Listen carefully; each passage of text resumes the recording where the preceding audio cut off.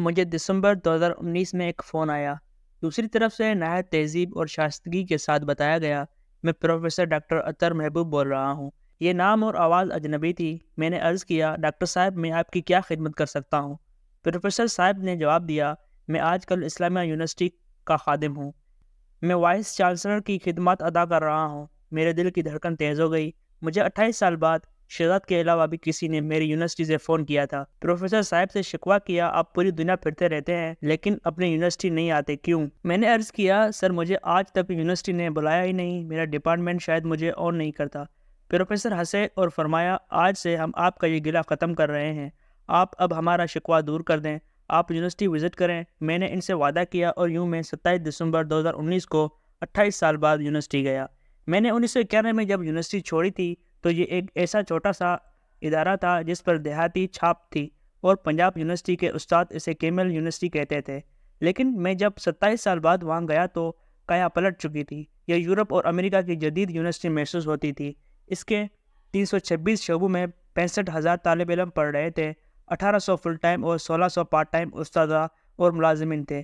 P H D کی تعداد 700 تھی، ڈپارٹمنٹس 142 تھے، فیکلٹیز 15 تھیں، کیمپس 7 ہو چکے تھے، انسٹیٹیوٹ اور سینٹر بھی 7 تھے، اور یونیورسٹی 1200 پی ایچ ڈی بھی پیدا کر چکی تھی، اور اس کے 326 پروگرام بھی چل رہے تھے۔ میں جہاں ریت کے ٹیلے چھوڑ کر گیا تھا وہاں اب لان، باغ اور جنگل تھے، اور جس جگہ الو بولتے تھے وہاں لوگ واک کرتے تھے اور کھیلتے کودتے تھے۔ پورا کیمپس سولر انرجی پر شفٹ ہو چکا تھا۔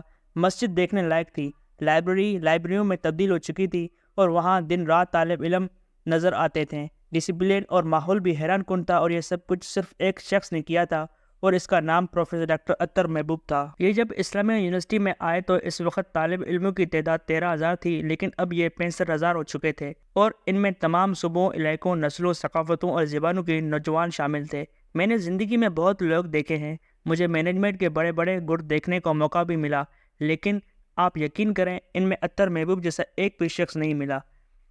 آپ ان کی گفتگو سنیں تو آپ کا دل چاہے گا آپ بیٹھے رہیں اور یہ بولتے رہیں۔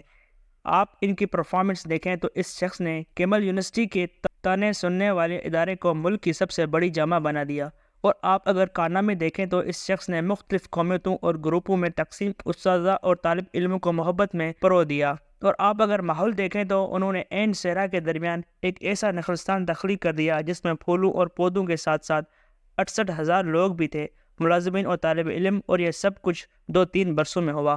ڈاکٹر اطہر محبوب صاحب نے میری اسی وزٹ کے دوران مجھے پی ایچ ڈی کی اعزازی ڈگری دینے اور میرے نام سے ماس کمیونیکیشن ڈپارٹمنٹ میں چیئر بنانے کا اعلان کیا۔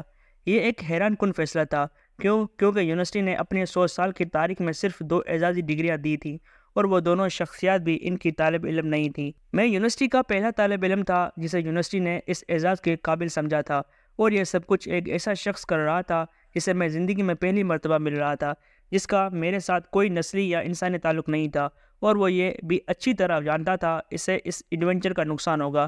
اس وقت عمران خان کی حکومت تھی اور مجھے پی ٹی آئی کا مخالف سمجھا جاتا تھا، اور حکومت کے مخالف صحافی کو اعزازی ڈگری دینے کا کیا رزلٹ آ سکتا تھا ڈاکٹر صاحب اچھی طرح جانتے تھے، مگر اس شخص نے اس کے باوجود یہ فیصلہ کیا اور ڈٹ کر کیا، اور انہیں اس فیصلے کی ٹھیک ٹھاک قیمت بھی بھگتنا پڑی۔ فیصلے کی پہلی مخالفت یونیورسٹی کے اندر سے ہوئی، لیکن پروفیسر صاحب کا جواب تھا، یہ ہمارا اپنا اسٹوڈنٹ ہے، اور اگر حکومت اسے ستارہ امتیاز دے سکتی ہے تو اعزازی ڈگری میں کیا خرابی ہے۔ سینڈیکیٹ میں معاملہ گیا تو پی ٹی آئی کے ارکان نے اعتراض کر دیا۔ پروفیسر اطہر محبوب یہ ایشو دوسری بلکہ تیسری مرتبہ سینڈیکیٹ میں لے کر گئے۔ وہاں سے اجازت مل گئی تو سرکار کا گھن چکر شروع ہو گیا۔ فائل ایک دفتر سے دوسری اور دوسرے سے تیسری میں دھکے کھاتی رہی۔ یہ عمل 3 مرتبہ پورا کیا گیا، لیکن کسی نہ کسی وجہ سے دوبارہ یونیورسٹی میں واپس بھجوا دیا گیا، اور فائل کا سفر ایک بار پھر شروع ہو گیا۔ یہ سلسلہ پورے 3 سال چلا، مگر پروفیسر اطہر محبوب نے ہار نہ مانی۔ ان کی پوری کوشش تھی یہ مجھے اپنے ہاتھ سے ڈگری دے کر جائیں، مگر ان کی یہ خواہش پوری نہ ہو سکی۔ مجھے ڈگری ملی، مگر یہ اس وقت کراچی میں بیٹھ کر لوگوں کی نفرتوں کا حساب کر رہے تھے۔ گوہر اعجاز میرے دوست ہیں، یہ اس وقت وفاقی وزیر ہیں، ملک کے بڑے بزنس مینوں میں شمار ہوتے ہیں، اپٹما کے 14 سال سے چیئرمین بھی ہیں۔ یہ اکثر کہتے ہیں بگ از ناٹ بیوٹیفل ان پاکستان۔ اگر آپ یورپ، امریکہ، حتیٰ کہ انڈیا میں کوئی بڑا کام کریں تو لوگ اس کی تعریف کریں گے، آپ کو سراہیں گے، آپ کو ہیرو مانیں گے، لیکن پاکستان میں ہر کام کرنے والے ایک شخص کو عبرت کی نشانی بنا دیا جاتا ہے۔ ہم اسی گلیوں اور سڑکوں پر ذلیل کر دیتے ہیں، لہٰذا پاکستان میں کام کرنے والا ہمیشہ بدصورت رہتا ہے، یہ ہمیشہ عدالتوں، جیلوں اور نیب میں دھکے کھاتا ہے۔ پروفیسر اطہر محبوب کے ساتھ بھی یہی ہوا۔ ان کی پرفارمنس لاجواب تھی، انہوں نے چھوٹی سی یونیورسٹی کو ملک کی لیڈنگ یونیورسٹی بنا دیا، لہٰذا انہیں سزا تو ملنی تھی اور یہ انہیں ملی۔